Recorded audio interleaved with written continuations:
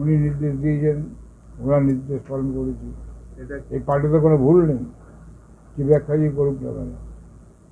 উনি ছাড়া তো আমাকে কেউ নির্দেশ দেননি, ওনার নির্দেশে একদম অক্ষরে অক্ষরে পালন করেছি। মুখ্যমন্ত্রীর কথা লেখা আছে নাকি না ববি হাকিম যে ফোন করছে সেটাও লেখা আছে? মুখ্যমন্ত্রী। বলছি যে জানতে চাইবেন না যে কেন পদত্যাগ করতে হলো?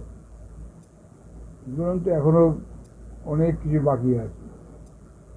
এটা তো বোর্ড মিটিং আসছে, সে বোর্ড মিটিংয়ে হবে, তখনই জানাজানি প্রশ্ন আসবে। কালকে বলেছিলাম না, খেলাটা শুরু হয়েছে, এখনো অনেক খেলোয়াড় জার্সি পড়তে পারছে না, সেই এখন মাঠে নামতে হবে। মাঠে রোদ, সামনের সপ্তাহে মাঠে প্রকাশ্য খেলা চলে আসবে, যার যা বক্তব্য রাখবে।